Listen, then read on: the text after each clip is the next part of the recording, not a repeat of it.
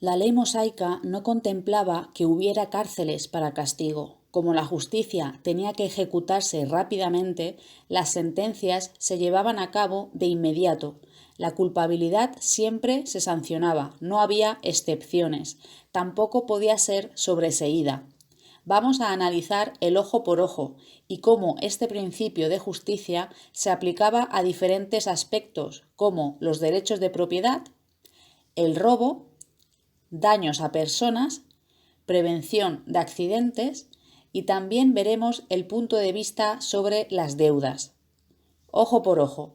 Los sistemas legales de otras sociedades antiguas también incluían este principio, a veces llamado ley del talión, o del desquite, o represalia, o ley del pago idéntico. Según esta ley, el castigo que se imponía a un malhechor tenía que ser proporcional al mal que había cometido. Fractura por fractura, ojo por ojo, diente por diente.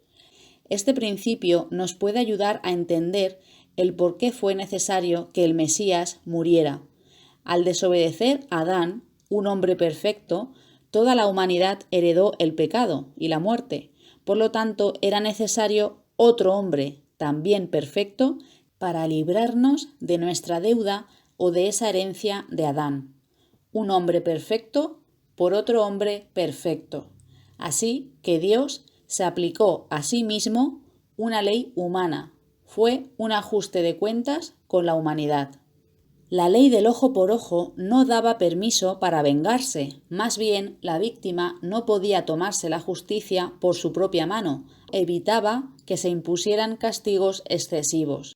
Esta ley también servía como medida disuasoria para los que hicieran daño a otros de manera intencionada o estuvieran pensando en hacerlo.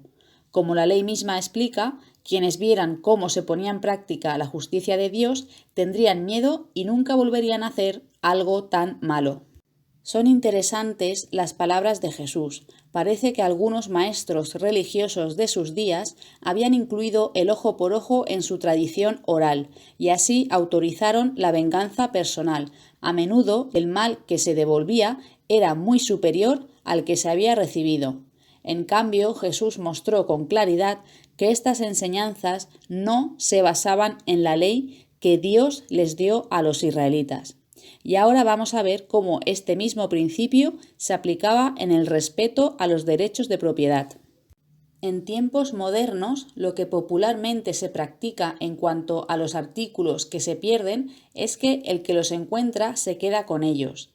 Pero en Israel se exigía que lo que se encontraba se le devolviera a su dueño. Si el dueño vivía lejos y era desconocido, entonces el artículo tenía que ser guardado hasta que el dueño lo buscara. En el caso de animales perdidos, le costaría algo de su propio bolsillo a la persona que lo hallara para alimentar al animal hasta que apareciera su dueño, pero esto no era excusa para quedarse con el animal o dejarlo vagar como perdido, quizás para ser hurtado o atacado por perros o animales salvajes. Por otra parte, ¿qué sucedía si el individuo que hallaba el artículo lo ponía con sus propias posesiones y no lo devolvía? Si era atrapado y hallado culpable, se le consideraba como ladrón y tenía que compensar a la persona que había perdido con el doble de su valor. Se consideraba daños a la propiedad si el animal de una persona ocasionaba daños en la propiedad ajena. Si una persona prendía un fuego que dañaba una propiedad ajena, si alguien mataba el animal doméstico de otro o si un animal mataba al animal de otro. En todos estos casos siempre tenía que haber una compensación. Cuando se dejaba objetos o bienes a una persona para que los custodiase, debía tener el mismo cuidado que si fuera suyo. Tenía que compensar cualquier daño que pudiera producirse. En el caso de que se dejase en alquiler, el dueño tenía que sufragar la pérdida, pues se suponía que había tomado en cuenta el riesgo al establecer el precio de alquiler. La ley que Jehová dio a Israel declaró explícitamente no robes. Se exigía que el ladrón pagara el doble, en algunos casos más, a la víctima por las cosas que hurtaba. Pero ¿qué pasaba si el ladrón era pobre y no podía efectuar tal restitución? Tenía que ser vendido para trabajar como esclavo o siervo, y así pagar su deuda. Así se compensaba a la víctima de modo que no solo recibía el valor de lo hurtado, sino que también se le pagaba por la pérdida de tiempo, la pérdida del uso de los artículos y la angustia y otras inconveniencias que el hurto le había ocasionado. Además, se requería que hiciera ciertos sacrificios y así reconocía que también había pecado contra Dios. En la Babilonia antigua, el código de Hammurabi era severo. El hurtar y el recibir mercancías que hubieran sido hurtadas se castigaba con la pena de muerte. Por ejemplo, un ladrón atrapado en un incendio debería ser arrojado al fuego. Un ladrón habría de ser ahorcado públicamente enfrente de la brecha que hizo cuando forzó su entrada en la casa. Pero en la ley mosaica, en contraste, la víctima no sufría pérdida permanente. Al ladrón no se le daba muerte, no se consideraba que su vida era igual a la simple propiedad que había hurtado. Esta ley hacía que el ladrón trabajase para pagar por su delito, en vez de quedarse sentado en una cárcel como una carga económica para la comunidad y dejar a la víctima sin compensación, como sucede hoy en día. En el caso de que un ladrón que fuera sorprendido robando de noche y el dueño de la casa lo matara, éste no era culpable de derramar sangre, lo que llamaríamos ejercer la defensa propia porque te sientes amenazado en tu propio hogar. Pero si lo mismo sucedía de día, el dueño de la casa sí que era culpable de sangre y se le castigaba como un asesino.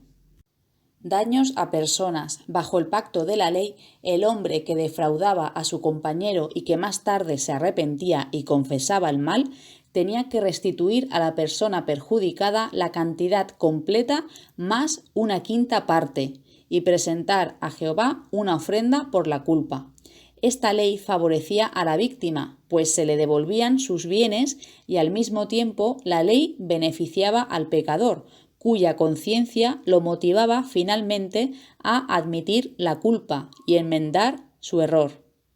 Hoy, la persona que asalta a otra recibe una condena de encarcelamiento, pero su víctima quizás pierda semanas o meses de trabajo. ¿Quién paga las cuentas de la víctima mientras está incapacitada? El delincuente no las paga. En algunos lugares es posible que la víctima no tenga ingresos de ninguna clase y así llegue a ser una carga para la comunidad. Pero, bajo la ley que Dios le dio a Israel, el delincuente tendría que indemnizar a la víctima por el tiempo que ésta había perdido del trabajo hasta que hubiera sanado por completo. Lo mismo sucedía si en el transcurso de una lucha entre hombres se le causaba algún daño a una mujer embarazada o se le provocaba el parto por accidente. El culpable tenía que pagar por los daños. Si la mujer o el niño morían, entonces los jueces se encargarían de que se ejecutara al responsable. Si una persona daba falso testimonio, tenía que recibir el mismo castigo que pretendía para el acusado por medio de sus mentiras. Esto era un modo eficaz de disuadir a otros de dar falso testimonio en los tribunales del país. Bajo la ley mosaica, la seguridad era una norma oficial. En las otras naciones, en cambio, solo fue después que empezó la llamada Revolución Industrial que los legisladores promulgaron algo que pudiera compararse con estas leyes bíblicas. Los pozos a menudo estaban cercados de muros bajos y era preciso que estuvieran cubiertos para evitar que cayeran en ellos los animales o personas. Si ocurría un accidente por no seguir esta norma, se consideraba responsable al dueño del hoyo. Lo mismo se aplicaba a quien construía una casa. Tenía que levantar una baranda o un pequeño muro alrededor de la azotea, pues era un lugar muy utilizado y había que prevenir las caídas. Había leyes para animar a las personas a evitar incendios. La ley también promovía el uso responsable de las herramientas, como el hacha, que muchos israelitas usaban para cortar leña. Dios les enseñó de ese modo a la nación que para él la vida era sagrada y todo el que compartiera su forma de pensar mantendría sus herramientas en buen estado y las emplearía con cuidado. Deudas. Durante el año sabático, a los israelitas que debían dinero se les concedía una liberación de las deudas. Algunos comentaristas opinan que las deudas no se cancelaban en realidad, sino que más bien el acreedor no debía apremiar a un compañero hebreo para que pagase su deuda, puesto que ese año el agricultor no tendría ingresos. Algunos rabinos sostienen el punto de vista de que quedaban canceladas las deudas relacionadas con préstamos caritativos para ayudar a un hermano pobre, mientras que las deudas en las que se incurría debido a tratos comerciales pertenecían a otra categoría. Un hombre no podía cobrar lo que se le debía por medio de entrar en la casa del deudor para conseguir lo que se le hubiera prometido como prenda o garantía. El que había prestado tenía que esperar fuera y dejar que el hombre le sacara el artículo prometido.